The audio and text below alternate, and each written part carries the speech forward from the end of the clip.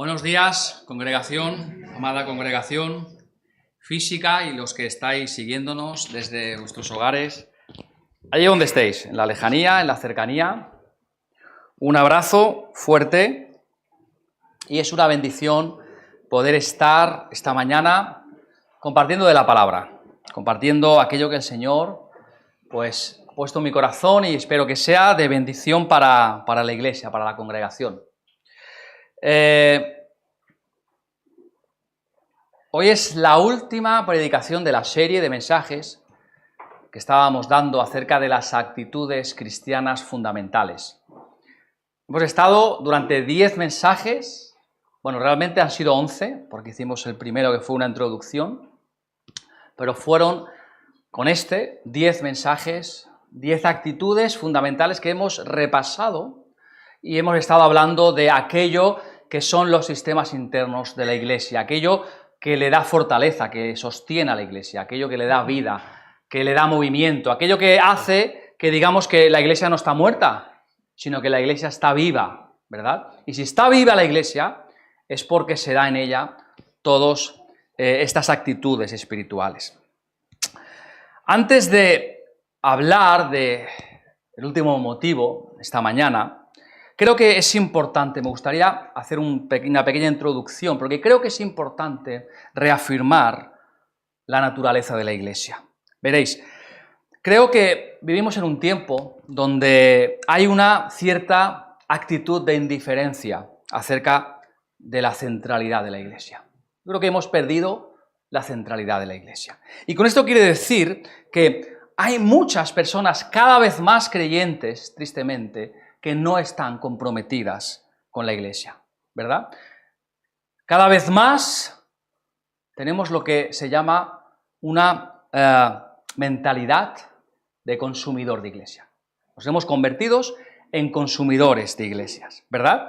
Y a veces uno parece que ve que la gente tiene el mismo compromiso con la iglesia que el que puede tener con un centro comercial, ¿verdad? Si hay algo aquí que es útil y me interesa, lo compro. Y si no me interesa, paso de largo. Podríamos incluso pensar hasta que a veces, tristemente, es como una especie de intercambio financiero, ¿verdad? Yo doy a la iglesia, ofrendo a cambio de los servicios que me dan. Si es que los servicios que me dan me gustan, ¿sí? Eso es algo triste, pero que está sucediendo. Y lo que vemos es que la gente parece que no tiene más compromiso con la iglesia que con el que tiene con un centro comercial. Si hay algo que puedo conseguir, voy, y si no, no voy. Realmente no hay una mentalidad de responsabilidad, no hay una mentalidad de rendición de cuentas, que es la que debo tener con la iglesia local. Pero estoy dispuesto a ir si me ofrecen algo, pero sin ningún compromiso. Y la segunda cosa es que la primera, esta mentalidad, el centro comercial, lleva a una falta de entendimiento de lo que es la iglesia. No solamente es la mentalidad de consumidor, sino es lo que yo llamo la privatización de la espiritualidad. Que esto cada vez está dando en más iglesias a mayor escala. Vivimos en una época en la que básicamente rechazamos cualquier tipo de autoridad a favor de los derechos personales. Mis libertades, mis derechos personales hacen que no queramos someternos a la autoridad. Queremos asegurarnos de que tenemos el derecho personal de ser, de creer, de hacer y de actuar como queramos. Pero lo que no nos damos cuenta es que esos derechos personales contribuyen a la privatización de la espiritualidad. Y con eso lo que quiero decir es que yo escojo mi propio cristianismo. Me lo monto a la manera que mejor me va. Y en cierta manera también es un poco, ¿no?, la mentalidad de un Burger King. ¿Habéis estado en algún McDonald's, Burger King? Yo voy y yo me lo hago a mi gusto. Sin mucho pepinillo, con mayonesa, con mostaza. Pues tristemente a veces con la iglesia sucede así, ¿no? Yo me lo hago a mi manera. Es la privatización de la espiritualidad. Y la idea que trasciende es que mi vida espiritual trasciende, es más importante que cualquier vida colectiva que una iglesia pueda tratar de imponerme. Hay una triste y real falta de interés en la iglesia. Y hermanos, no nos damos cuenta de que el cristianismo está lleno de personas heridas, que están siendo heridas, y que eso contribuye a que se están distanciando de la Iglesia. Y también hay un problema, es que hay cada vez más líderes que saben menos de la Biblia, cada vez. Y que simplemente lo único que pasa es que son muy carismáticos, que hablan muy bien, que tienen don de gente, y que tienen ahí un colectivo de personas que les va siguiendo. Pero lo que están haciendo es contribuir en la debilidad espiritual en lugar de contribuir en el crecimiento espiritual. Y todas estas cosas contribuyen a una triste distancia que la gente ha incorporado en su vida y que poco a poco se ha ido distanciando de la iglesia local. Y una cuarta también quiero añadir, y eso me lleva a lo que quiero hablar esta mañana. Otra cosa que contribuye a la indiferencia de la gente es, veréis, algún tipo de expectativa de perfección que no es realista.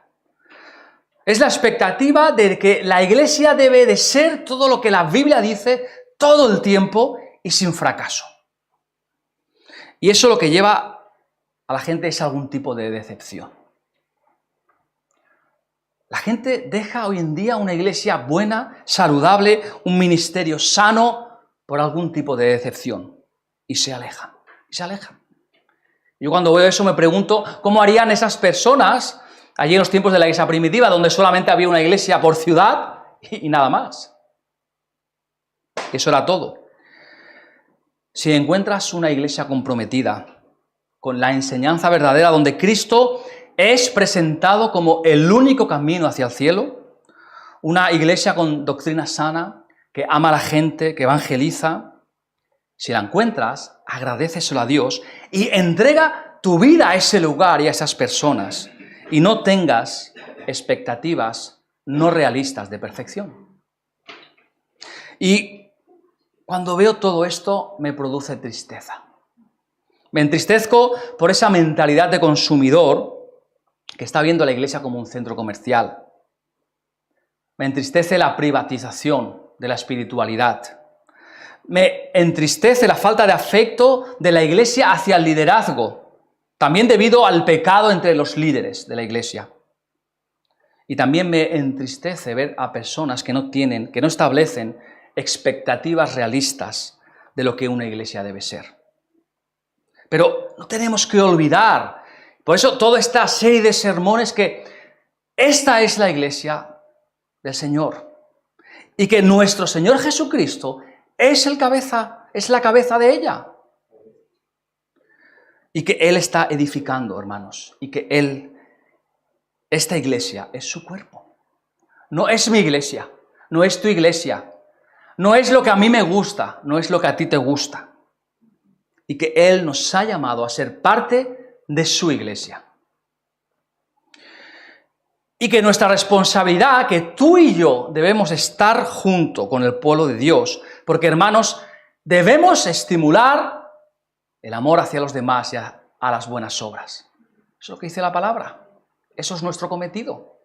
Estimular al hermano que tienes al lado al amor y a las buenas obras. Y debemos recordar que la iglesia también, y lo hemos estado viendo, la iglesia se congrega para el partimiento del pan, ¿verdad? Y para las oraciones, y para la comunión, y para la doctrina de los apóstoles. Y es en ese ambiente donde Dios opera.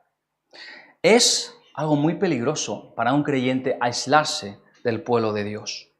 Mirad, Proverbios 18:1 dice que el que busca deseo para sí, se desvía.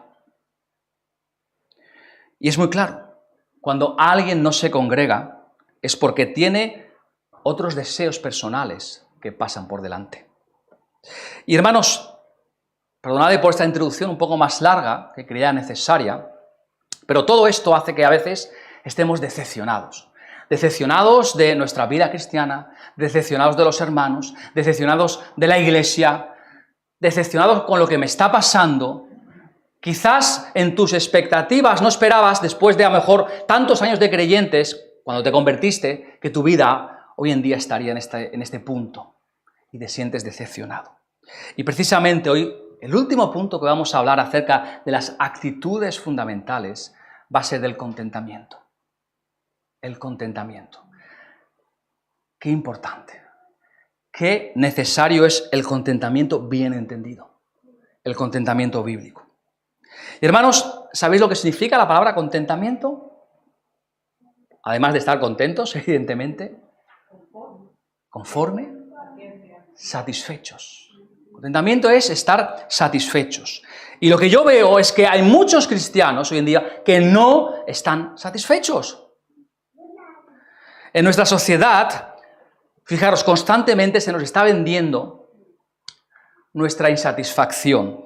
Estamos insatisfechos. De hecho, así funciona la publicidad. Así venden, produciendo en nosotros insatisfacción. Y si compramos y si poseemos, estaremos satisfechos. Hacer que tu satisfacción personal sea lo más importante de tu vida. Pero, hermanos, fijaros que la realidad de todo esto es que nada de esto importa, en absoluto.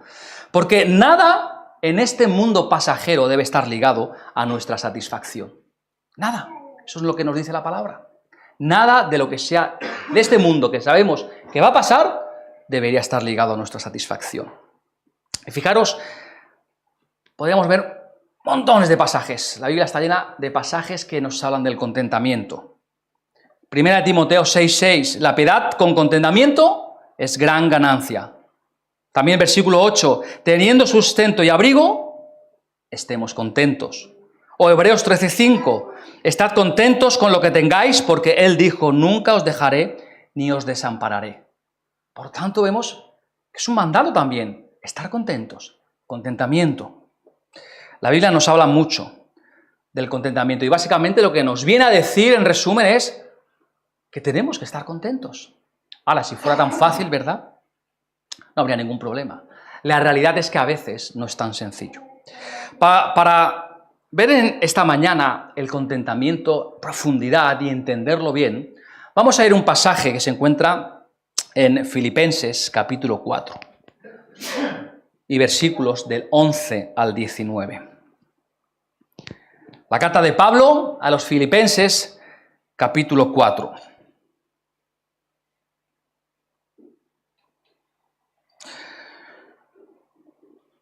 Vamos a empezar desde el 10.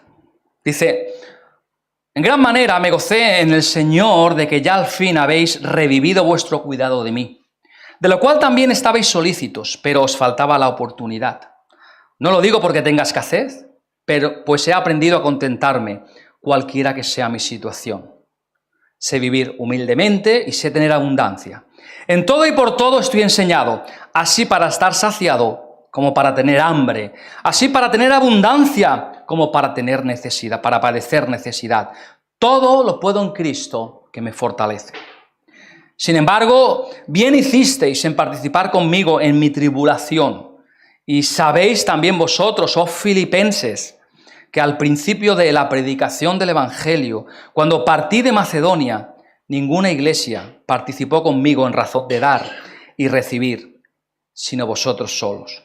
Pues aún a Tesalónica me enviasteis una y otra vez para mis necesidades. No es que busque dádivas, sino que busco fruto que abunde en vuestra cuenta. Pero todo lo que he recibido y tengo abundancia, estoy lleno, habiendo recibido de Epafrodito lo que enviasteis, olor fragante, sacrificio acepto, agradable a Dios. Mi Dios, pues, suplirá todo lo que os falta conforme a sus riquezas en gloria en Cristo Jesús. Hasta aquí vamos a ver este pasaje en esta mañana. Antes de entrar, un poco contexto. Muchos ya sabréis las circunstancias de Pablo cuando escribió esta carta, ¿verdad? Cuando escribió Pablo esta carta se encontraba prisionero en Roma. Él estaba encarcelado debido a la predicación del Evangelio. Probablemente fue encarcelado en la prisión mamertina, que se llama, la cual si vais a Roma todavía hoy en día podéis visitar, es visitable. Y lo que vemos es que su situación es que estaba encarcelado, estaba esposado a un soldado romano. Y además nos dice la palabra que estaba privado estaba en aislamiento, no podía recibir a nadie, estaba en aislamiento, solamente ahí esposado con un soldado. Él había perdido todo tipo de libertad, todo tipo de privacidad, y lo que está a la espera de un juicio ante Nerón, el cual, por cierto, se jugaba la vida, porque podía haber sido condenado a muerte. Y ese es el ambiente que leemos en Filipenses. Y este es el ambiente en el que leemos el versículo 11 de este capítulo 4. Cuando Pablo dice, no lo digo porque tenga escasez, pues he aprendido a contentarme cualquiera que sea mi situación. Hermanos, qué lección tan importante para ser aprendida. Hay un proceso para el contentamiento. El contentamiento no es simplemente estoy satisfecho ya directamente. Hay un proceso que nos dice la palabra que debemos aprender. Pablo está en una condición horrible. Aislamiento, sin privacidad, encadenado. Y él dice, he aprendido a contentarme. Esta es, por lo tanto, la descripción de un hombre contento. He aprendido a contentarme. Y esto lo dice alguien que no tenía absolutamente nada. Nada. Y en primer lugar, mirad, quiero señalar que Pablo, él no se consideraba a sí mismo, no tenía la mentalidad de víctima. ¿Y por qué lo digo? Porque lo primero que tenemos que descartar es que es lo que no es el contentamiento. Mirad, el contentamiento no es resignación. Y a veces se confunde. Y más en esta sociedad, en esta mentalidad que nos viene más de esa mentalidad católica romana, en la cual nos dice que tenemos que resignarnos a lo que nos ha tocado, que tenemos que fustigarnos, que hay que sufrir, ¿verdad? Pero esa mentalidad de resignación no es la que tenía Pablo. La resignación es vivir sin esperanza. La resignación es todo lo contrario, porque es vivir descontento, ¿verdad? Produce amargura. La resignación finalmente produce amargura. Pero Pablo era todo lo contrario.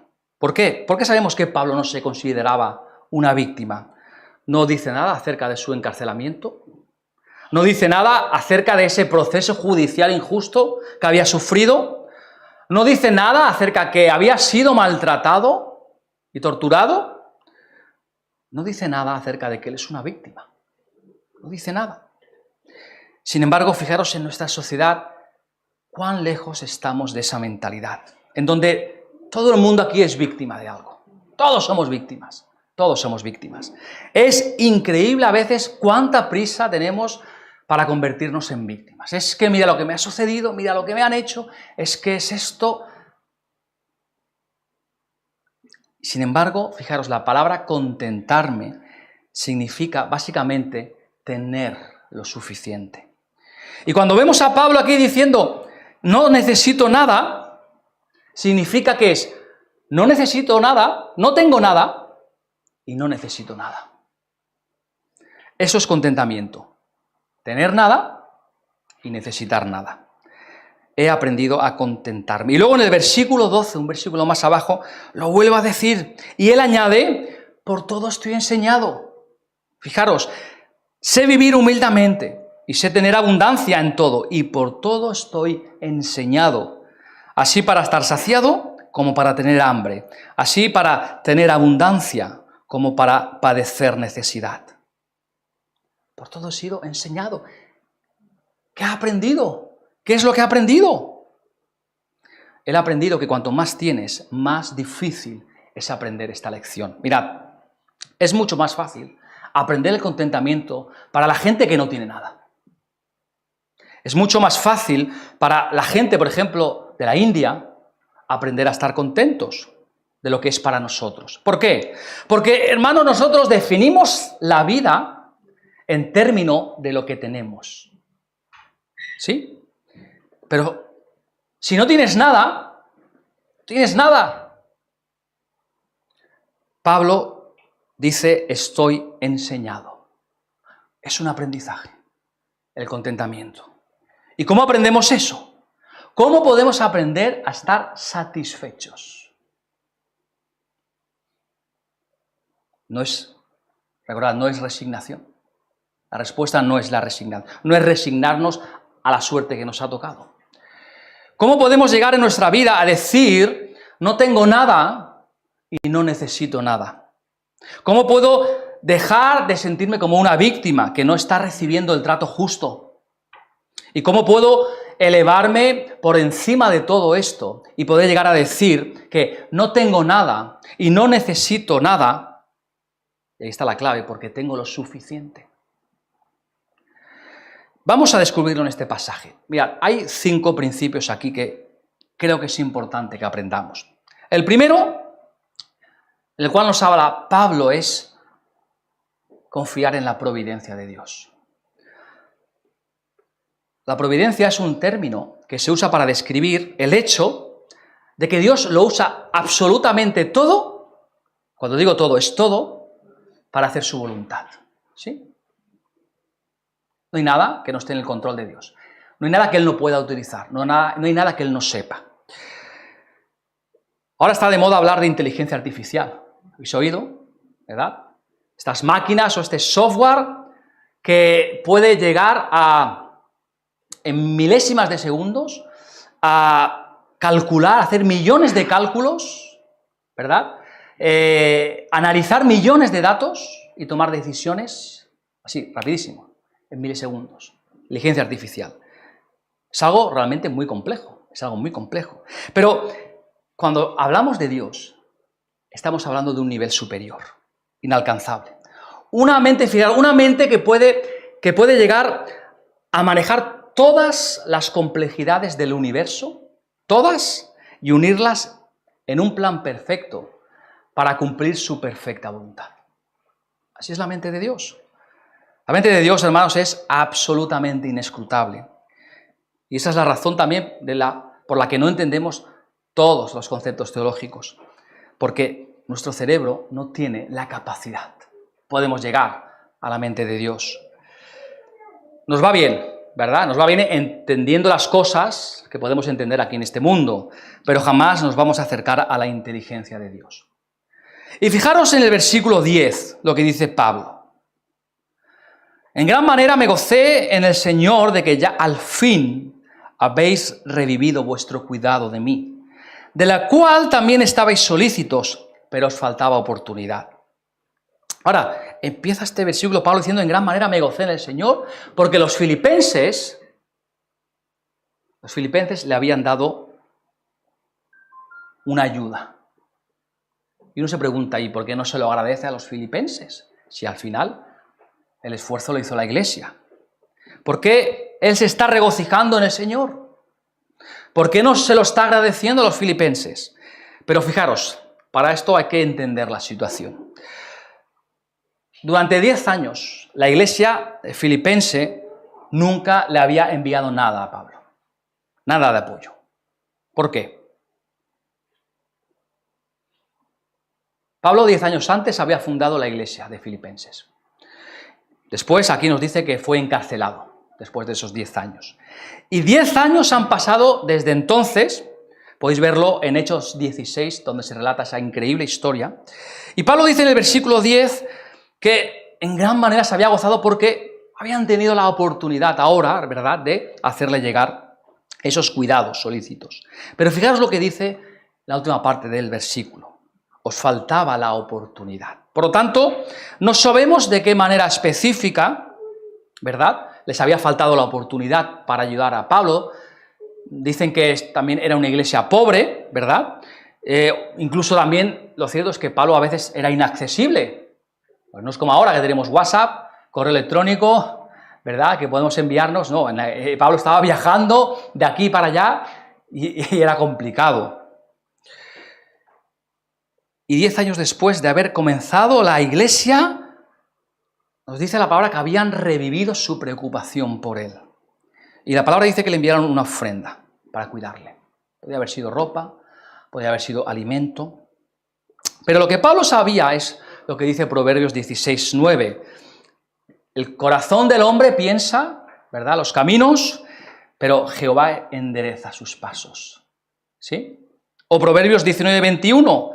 Muchos son los planes del corazón del hombre, pero el consejo de Jehová permanecerá. Es decir, que finalmente Dios hace su trabajo, ¿no? Hay un dicho que dice que el hombre propone, y Dios dispone. Pablo sabía que él no podía resolver todos sus problemas. Sabía. Pero como él había dicho en esta carta a los filipenses 2 capítulos antes, en el versículo 13, en el 2:13, Dios es el que en vosotros produce así el querer como el hacer por su buena voluntad. Él sabía que Dios iba a actuar de alguna forma en ellos o en alguien y al final iba a cumplir su propósito. Él sabía, en resumen, que su vida estaba en manos de Dios. Él tenía esa confianza, ¿verdad? Conocía la providencia de Dios en la vida de José, cómo Dios había utilizado todas las cosas que había pasado a José para hacer su voluntad con el pueblo de Dios. Él sabía la historia de Esther, cómo Dios por medio de una mujer evitó un genocidio. La providencia de Dios. Dios operando con todos esos millones de contingencias y Pablo conocía todo eso. Sabía de su experiencia, ¿verdad? Y él había aprendido que Dios estaba al control de todo. La providencia de Dios. Pero no solamente la providencia, hay un segundo principio. No solamente necesitas confiar en la providencia de Dios, sino que necesitamos aprender a estar satisfechos con poco. Mirad, y eso no es fácil. Ahora, este pasaje de Filipenses no es un llamamiento a la pobreza. No es un llamamiento a que nos deshagamos de todas nuestras posesiones, ¿verdad? Porque cuanto más pobres, más fieles a Dios. No está hablando de esto. Dios puede bendecirnos de múltiples maneras. Y una de ellas, pues es con riqueza. Por supuesto que sí. Pero aquí Pablo no estaba hablando de esto. Aquí Pablo lo que estaba diciendo es, hay que aprender a estar satisfechos con poco. Leí una vez la historia de un misionero. Mirad, un misionero que había dejado todo por irse a predicar al África. Y había llegado allí a un área muy primitiva de África, hace ya muchos años. Era de Estados Unidos. Había dejado su comodidad, su casa, ¿verdad?, su sueldo, y se había ido a esa región. Y él durante 2 páginas escribe una carta muy larga. Y en un momento él relata qué es lo que había sido difícil en la llegada. Y él empieza a hacer una lista de todas las necesidades. Mira, las carreteras tan fatal, llenas de lodo, impracticable, no había agua corriente, no había agua caliente para ducharse, había necesidad por todos lados, mucha necesidad, ¿verdad? Y él sigue y dice, en un momento para y dice, orad por nosotros. Orad por nosotros. Y uno dice, vaya misionero. Lo que hay que orar es por los pueblos nativos que estaban ahí viviendo, ¿verdad? Pero él dice, orad por nosotros. Y yo lo entiendo. Porque somos personas que no estamos acostumbrados a poco. No estamos acostumbrados a poco. Por muy poco que tengamos, pues gracias al Señor, en esta sociedad disponemos de una cierta comodidad. Un techo, de alimento, de agua corriente, de electricidad, ¿verdad? Y para este misionero esto era una transición muy grande, ¿verdad? Tratar de entender cómo iban a vivir solamente con eso. Es difícil para nuestra sociedad el hecho de aprender a vivir con poco. El versículo 11 aquí de Filipenses 4 es donde encontramos este principio. Fijaros, versículo 11 dice, no lo digo porque tenga escasez. He aprendido a estar contento en cualquier circunstancia en la que esté. Pablo se regocija en lo poco que le dan, pero eso es suficiente para él, ¿verdad? No necesita más, solo necesita lo básico. Y a través de ellos, el Señor se lo ha provisto. Eso es lo que había aprendido. ¿Podéis imaginar a alguien hoy en día que diga, no tengo necesidades? Hombre, no tengo necesidades. Hombre, hay que pagar la hipoteca, hay que pagar la comida. Si te quedas sin trabajo es un problema. El coche se va a estropear, necesito un coche nuevo. Siempre hay necesidades. ¿Conocéis a alguien que no tenga necesidades? Yo no. ¿Os imagináis que alguien dijera, no tengo necesidades? Es algo muy difícil para nosotros por esa mentalidad que hemos hablado al principio de consumidor que tenemos. Pero Pablo decía, no necesito nada. Y nosotros tenemos más que Pablo, os lo aseguro. Y fijaros que esto es todo lo contrario a la propaganda y a lo que proclama tristemente esta herejía llamada como el Evangelio de la Prosperidad, ¿verdad? ¿La habéis escuchado? ¿Verdad? Donde dice que tenemos muchas necesidades, todo lo contrario, tenemos muchas necesidades, todos somos víctimas, todos hemos sido golpeados, la vida ha sido injusta, ¿verdad? Y claro, cuando tu posición es esta, entonces ya tienes una nueva teología que depende de tu necesidad. Y la idea es que, mira, yo tengo todas estas necesidades y pobre de Dios que no me satisfaga. Esa es la actitud. Y cuando vas por ese camino, vas directo al desastre. Y el resultado es que mucha gente abandona la iglesia. ¿Por qué? Porque se les ha dicho, mira, ven, Dios va a satisfacer todas tus necesidades. Están viviendo en una sociedad, en iglesias, donde se les está diciendo que Dios va a suplir todas sus necesidades, que no hay fin a sus necesidades. Sin embargo, alguien tiene que decirles, mira, la necesidad más importante que tenemos tú y yo es escapar del infierno. Esa es la necesidad más importante. Realmente no importa si tenemos algo en esta vida o no, ¿verdad? No importa. Y aún así somos ricos. Dios nos ha bendecido. Pablo dice, he aprendido a estar contento, he aprendido a estar satisfecho, sea cual sea la circunstancia en la que esté. Ahora, él no está negando que en la vida haya situaciones difíciles, Cuidado, claro que las hay. Esto es la vida. Él no está negando que ha sido maltratado, ¿verdad? Pero no es una víctima. Y tampoco se olvida de lo que está por venir. ¿Y qué es lo que está por venir? Como dijo Pablo, oídos que no han oído y ojos que no han visto. Y el corazón del hombre que no sabe lo que Dios tiene preparado para los que aman a Dios y Dios les ama. Todo eso es lo que está por venir. Y sin embargo, en esta especie de humanismo cristiano que dice, yo soy el centro del universo. Realmente es eso. Hemos desplazado a Dios, hemos desplazado a Cristo y nos hemos colocado nosotros y nuestras necesidades en el centro. Pero ojo, había algunas cosas en las que Pablo no estaba contento. Pablo no estaba contento de algunas cosas. Por ejemplo, él no estaba contento con algunas cosas de su espiritualidad. Él llegó a decir, miserable de mí. Él sabía que podía dar más al Señor.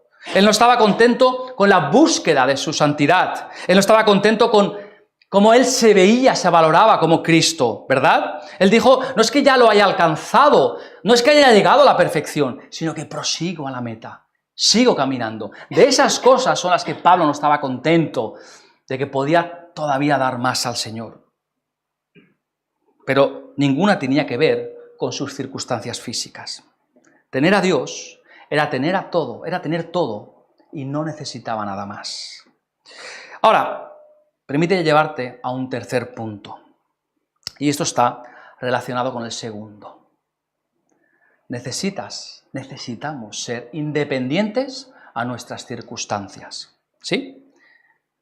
Vemos esa independencia en el versículo 12. Fijaros, dice, sé vivir humildemente y sé tener abundancia. En todo y por todo estoy enseñado, así para estar saciado como para tener hambre, así para tener abundancia como para padecer necesidad. En cualquier circunstancia, esa es la clave. O en otras palabras, las circunstancias son irrelevantes. Vas a aprender a estar contento cuando hayas aprendido a confiar en Dios. Cuando hayas aprendido a estar satisfecho con lo mínimo. Y cuando hayas aprendido a ser indiferente a tus circunstancias. Sé cómo vivir humildemente y también sé cómo vivir en abundancia. Conozco a ambos.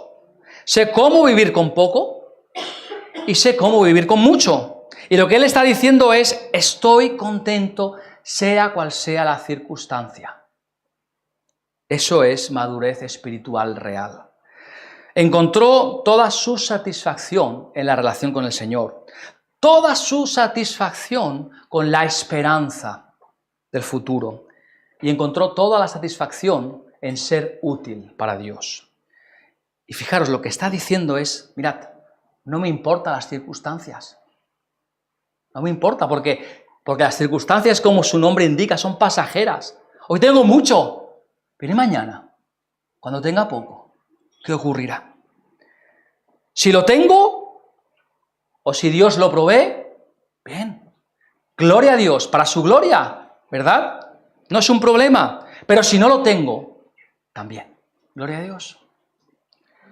Y esa experiencia, hermanos, de Pablo culmina en la carta a los Corintios, la segunda carta a los Corintios, capítulo 12, ¿verdad? Donde él dice que está contento con la persecución, con la aflicción, con los insultos, con las debilidades. Él está contento con esto. ¿Por qué? Porque esas cosas le acercaban a Dios. Esta sociedad quiere que estés insatisfecho absolutamente con todo. Con todo. Ya no solamente con las cosas materiales, que estés insatisfecho con tu familia, con tus hijos, con tu esposo, con tu esposa, con tus relaciones, en tu trabajo, con todo. Y es verdad, hermanos, es verdad que hay problemas en la vida y que hay dificultades, que hay luchas en la vida, pero muchas veces esa insatisfacción viene, no nos engañemos, de lo que deseamos y no tenemos, ¿verdad? Porque deseamos cosas que a veces no vamos a poder tener, y entonces viene a veces esa insatisfacción. La satisfacción personal, mirad, muchas veces no es otra cosa que alimentar nuestro egoísmo, ¿verdad? El hecho de decir, deseo tanto, qué sé yo, un coche, en especial, ese coche que vale tanto, lo deseo tanto, que cuando lo tengo, sigo insatisfecho. Deseo algo más. Y cuando lo tengo, sigo insatisfecho. Deseo algo más. Y hermanos, si decimos a la gente, ¿verdad?, que tiene que recibir a Jesús, porque Él va a producir satisfacción personal, los estamos colocando en el camino del desastre. Porque cuando eso no ocurra, ¿qué va a pasar? Pero si reconocemos que nuestras circunstancias son la providencia de Dios para lo que Él quiere, para nosotros, y que además debemos estar satisfechos con poco, y a que además debemos aprender a vivir independientemente de nuestras circunstancias, entonces vamos a aprender a vivir contentos. ¿Y no sería maravilloso si todos estuviésemos contentos? ¿No sería maravilloso? Porque eso redundaría para la alabanza de Dios, os lo aseguro. Cuarto principio, lo vemos en el versículo 13. Si vamos a estar contentos, hemos dicho que tenemos que confiar en la providencia de Dios. Tenemos que saber vivir y estar satisfechos con poco. Hemos dicho que tenemos que ser independientes de nuestras circunstancias. Y lo cuarto es que tenemos que ser sostenidos por el poder divino. Versículo 13. Todo lo puedo en Cristo que me fortalece. ¿Cuántas veces has recordado este versículo? ¿Cuántas veces has pronunciado este versículo? Todo lo puedo en Cristo que me fortalece. Pablo sabía que no había nada, ninguna cosa que fuese imposible para Dios. Y su actitud venía, él estaba tan seguro de esto, porque él estaba pegado a la fuente de poder. ¿Sí? Mirad, ¿sabéis de qué sirve cualquier aparato? Un piano, un micrófono, una tablet, cualquier cosa, si no está conectada a la corriente, si no tiene alimentación. ¿Sabéis para qué sirve? Para nada. Para nada. Pues así es un creyente que no está conectado a la fuente de poder que es Cristo. No sirve absolutamente para nada. Y sabemos que el contentamiento solamente vendrá cuando estemos enchufados a esa fuente de poder. Si debido al pecado has comenzado a caminar en la carne, vas a desconectarte del recurso que te alimenta, que te sustenta, y vas a perder ese contentamiento. Pero Pablo decía, el Señor es suficiente. El Señor siempre es suficiente para el creyente obediente. Y es en ese versículo 13 donde Pablo puede decir, todo lo puedo en Cristo que me fortalece. Hermanos, ¿y sabéis cuál es la manera que podemos experimentar ese poder? Y no es meter los dedos en el enchufe, ¿verdad? No, es ceder al Espíritu Santo. La única manera es cediendo al Espíritu Santo. Vivir una vida controlada por el Espíritu, andar en el Espíritu, o usando el lenguaje del libro de los Gálatas, ser lleno del Espíritu. O, por ejemplo, usando el lenguaje de Efesios 5, que la palabra mora en abundancia en nosotros. Es lo mismo. Cuando estamos conectados a esa fuente de poder, puedes pasar por cualquier cosa, por cualquier dificultad. Fijaros, la afirmación de este versículo 13, del final del versículo 13, en Cristo que me fortalece. ¿Sabéis de dónde viene la palabra fortalece en griego? Viene de la palabra endinamo. Endinamo. Que a la vez es una palabra compuesta también por dinamis. De ahí viene la palabra dinamita, dinamis. Y además, si le añadamos la preposición en, lo que está haciendo es intensificarla. En dinamo. El verbo significa infundir dinamita, infundir poder, infundir fuerza. Y la manera en la que Pablo está diciendo es, mirad, yo puedo estar en cualquier circunstancia, en cualquier situación, porque el Señor mismo infunde fuerza en mí. Estaba conectado a la fuente de poder. ¿Recordáis 2 Corintios 12, donde Pablo tiene ese aguijón en la carne que está destrozando su vida? ¿Y qué hace él? Él ora porque eso le sea quitado. ¿Sí? Él ora para que el Señor le quite eso, que le estaba produciendo dolor. Y el Señor que le dice, mira, Pablo, no te lo voy a quitar. No te lo voy a quitar, pero te voy a dar la gracia suficiente para poder soportarlo. Cuanto más débil te vuelves, más dependiente eres de Dios. ¿Sabías? Es la única manera.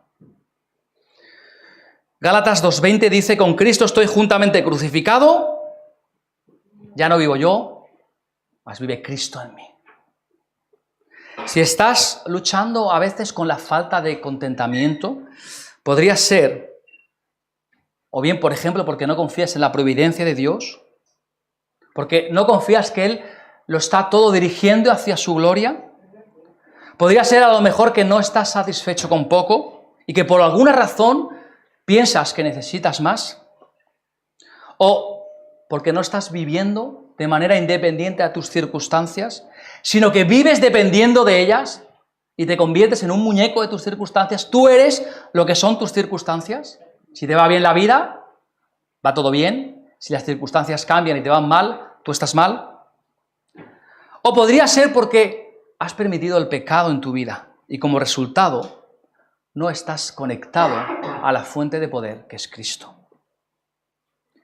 Y para terminar, hermanos, un último punto, que es muy básico, muy importante. Hemos dicho, tener confianza en la providencia de Dios, satisfacción con poco, independencia de tus circunstancias y ser sostenidos por el poder divino. Finalmente, el último punto es preocupación por el bienestar de otros. ¿Os habéis dado cuenta que la gente egoísta casi nunca está contenta? Pero fijaros, la abnegación es todo lo contrario. La abnegación es estar mucho más preocupado por cómo están los otros que por cómo estás tú. Siempre me emociona cuando estoy hablando con alguien que está en circunstancias realmente difíciles, y ves que esa persona realmente está más preocupada por ti que por ella misma. Eso es una evidencia muy clara de contentamiento. Esa persona tiene contentamiento, está más preocupado por los demás. Y esto lo vemos en el pasaje de Filipenses también, versículos del 14 al 16, vamos a leerlos otra vez. Dice: sin embargo, bien hicisteis en participar conmigo en mi tribulación. Y sabéis también vosotros, oh filipenses, que el principio de la predicación del Evangelio, cuando partí de Macedonia, ninguna iglesia participó conmigo en razón de dar y recibir, sino vosotros solos. Pues aún a Tesalónica me enviasteis una y otra vez para mis necesidades. Y ahora fijaros aquí en el versículo 17. No es que busque dádivas, sino que busco fruto que abunde a vuestra cuenta. Me encanta esto. Pablo está diciendo, mira, la razón por la que estoy contento no es por la ofrenda que me habéis enviado. O sea, es decir, no es por mí, es por lo que significa esto para vosotros. ¿Y qué es lo que significa para ellos? Muy simple, dice, algo que abunda a su cuenta. ¿Y qué significa eso? Pues, hemos dicho que era una iglesia pobre. Habían reunido todo lo poco que tenían y se lo habían enviado a Pablo. ¿Cómo podía ser eso redundar en algo bueno para ellos? ¿Cómo podía eso resultar en algo bueno para ellos? Muy simple. Dice Pablo que lo que estaban haciendo era un tesoro. ¿En dónde? En el cielo. Y que eso además traería un galardón eterno, una recompensa eterna. Y fijaros, versículo 18. Pero todo lo he recibido y tengo abundancia. Estoy lleno. Él fundó la iglesia. Y ahora, en el momento apropiado, le envían ayuda para cubrir sus necesidades. Pero él les dice, mira, no es eso lo que me bendice. No es eso. No es porque yo lo quise, ¿verdad? Porque yo tenía la necesidad. Esa no es la fuente de mi gozo. La fuente de mi gozo es que eso incrementa para vuestra cuenta. Eso es para beneficio vuestro. Él se estaba alegrando más por lo que iban a ser bendecidos ellos que por sus necesidades. Coloca su tesoro en el cielo, por lo cual recibirán una recompensa eterna. Es lo que dice el evangelista Lucas 6:38, dad y se os dará. Esa es la actitud de corazón de un hombre contento. Lo único que puede ver es el beneficio hacia los demás. Sus necesidades actuales no importan. Sus necesidades de futuro no importan. Lo que importa es que Dios sea glorificado y que la vida, la espiritualidad, el crecimiento espiritual se lleve a cabo. Entonces es cuando él puede decir en el versículo 18, pero todo lo he recibido y tengo en abundancia y estoy lleno. Pero vamos a ver, si estás en la cárcel, Pablo, si no tienes nada, si estás ahí pegado, atado a un soldado romano, a la espera de un juicio que te puede costar la vida, ¿cómo puede decir que todo lo recibido tengo abundancia y estoy lleno? ¿Qué clase de misterio es este? Y si regresamos al capítulo 2 de Filipenses, versículo 4, dice, no mirando cada uno por lo suyo propio, sino cada cual también por lo de los otros. Ese es el principio. Él resume la razón de su gozo en el versículo 19. Mi Dios, pues, suplirá todas vuestras necesidades conforme a sus riquezas en gloria en Cristo Jesús. ¿Cómo puede decir esto? ¿Cómo puede decirles y asegurarles a los filipenses, que también eran pobres, mi Dios va a suplir vuestras necesidades? Puede decirlo porque hay un principio que está operando, y es el principio de dar. ¿Sí? Segunda de Corintios dice, pero esto os digo, el que siembra escasamente, también segará escasamente, y el que siembra generosamente, generosamente también segará, cada uno de como propuso en su corazón, no con tristeza ni por necesidad, porque Dios ama al dador alegre. Y esto es un principio. Muy bien, siembras y cosechas. ¿Y cuánto tienes que sembrar? Lo que quieras. Puedes sembrar lo que quieras. Puedes sembrar aquello que está en tu corazón. Ahora, lo que te está diciendo la palabra es, lo que hagas, sea mucho, sea poco, lo que esté en tu corazón, no lo hagas por tristeza, ni por necesidad, ni lo hagas de manera legalista, sino que hazlo con gozo. Da lo que quieras, pero hazlo con gozo. Y aquí viene la respuesta en el versículo 8, 2 Corintios 9, versículo 8, dice: y poderoso es Dios para hacer que abunde en vosotros toda gracia, a fin de que, teniendo siempre en todas las cosas todo lo suficiente, abundéis para toda buena obra. Esta es la razón por la que él puede decir a los filipenses en el versículo 19, mi Dios va a suplir todas vuestras necesidades, porque actúa este principio, habéis dado de corazón. Poco o mucho, pero habéis dado de corazón, sin estar triste, sin pesar, ¿verdad? Por lo tanto, Dios va a suplir vuestras necesidades. Han tomado el primer paso en ese principio que opera y que han dado de manera generosa. Han sembrado y van a cosechar. Ese es el principio. Ahora, viendo este pasaje, ¿verdad? Este texto, no es difícil entender ahora, ¿verdad?, por qué Pablo estaba tan contento, ¿verdad? Uno, si lo lee rápido y sin entendimiento, se puede llegar a extrañar. Un hombre con esas necesidades y con ese gozo, algo no me cuadra. Pero cuando leemos el texto, realmente es obvio, ¿verdad? Es obvio. Fijaros, estos 5 principios de los que hemos estado hablando son los que estaban operando en la vida de Pablo. En primer lugar, Pablo tenía confianza absoluta en la providencia de Dios. En segundo lugar, Pablo había aprendido a estar satisfecho con poco, con muy poco, o hasta con nada. Y en tercer lugar, él siempre vivía independientemente de las circunstancias. ¿Veis alguna vez que Pablo cambia su gozo? Dependiendo si está en la cárcel, si está en problemas. ¿Cambia su gozo? Él no es esclavo de sus circunstancias.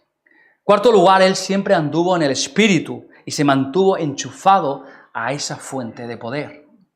Y en último lugar, Pablo siempre estuvo preocupado por el bienestar de los demás. Siempre. Entonces, cuando juntamos todo esto, entendemos realmente qué es la satisfacción, ¿verdad? Y podemos decir que la satisfacción o el contentamiento bíblico, espiritual, es algo maravilloso. Maravilloso. Porque te ayuda a afrontar la vida de una manera tan diferente a lo que está acostumbrado este mundo, ¿verdad? Tan diferente. Que es increíble. Que muchos ven ese contentamiento y lo desean y no pueden. Porque no se puede comprar. No se puede comprar. Hemos visto 10 actitudes fundamentales. Hemos estado viendo la fe, estuvimos viendo la obediencia, la humildad, estuvimos viendo el amor, el perdón, la unidad, el gozo, la gratitud, la compasión, y hoy hemos acabado de ver el contentamiento, hermanos. Quizás en algunas te cueste más, en otras has llegado a avanzar más, pero se trata del conjunto.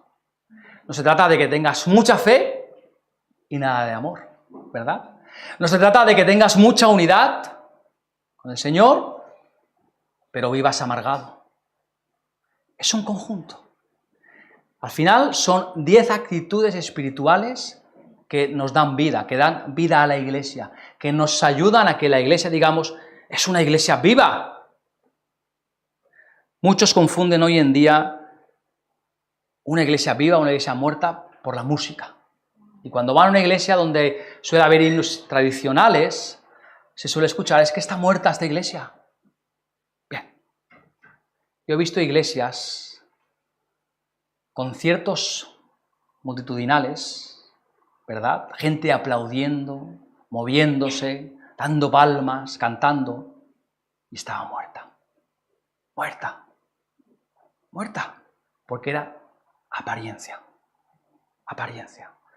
La verdadera vida viene de la palabra de Dios. No hay otra forma, hermanos. Espero que han sido extenso, ¿verdad?, estos 10 mensajes, pero que hayan servido al menos para detectar y para hacer un examen de conciencia, decir, bueno, Señor, ¿en qué posición estoy en ti? ¿Necesitaría más de esto? Pídeselo al Señor. ¿Necesitas fe? Pídesela. ¿Necesitas humildad? Pide al Señor que te dé humildad, que te enseñe lo que es la humildad, hermanos. Solamente viniendo desnudos delante del Señor, sin llevar nada, porque nada podemos llevar, es como el Señor puede trabajar en nosotros y operar en nosotros. Que el Señor os bendiga, de verdad, un abrazo a toda la congregación y que Él nos haga crecer espiritualmente a todos, ¿verdad? Que la iglesia crezca, no solamente en número, que Él irá añadiendo a los que tengan que ser salvos, sino un verdadero crecimiento espiritual en el Señor. Vamos a orar. Sí, Dios y Padre, te damos las gracias porque por medio de tu palabra, Señor, sabemos cuán indignos somos, cuán poca cosa somos, ¿verdad? Pero, Señor, tú quieres para nosotros las mejores cosas, las mejores bendiciones. Tú quieres que estemos contentos, alegres, pero no por nuestras circunstancias, no por nuestras cosas materiales, no por lo que nos bendices, sino por lo que tú eres.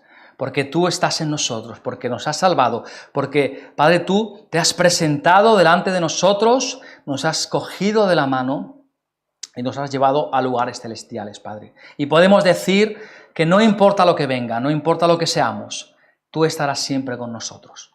Gracias, Señor, por estas lecciones de vida tan valiosas que tú nos enseñas a través de tu palabra, a través de tu iglesia, a través de la vida de los hermanos y de su testimonio. Ayúdanos, Señor, a tener un corazón contento, a dar de una manera gozosa, a amar y a servir en tu ministerio con contentamiento, Padre. Te damos las gracias, te pedimos que tú sigas operando en tu pueblo, en tu congregación, que es tu iglesia. Lo pedimos en el bendito nombre de Cristo. Amén. Señor bendiga, hermanos.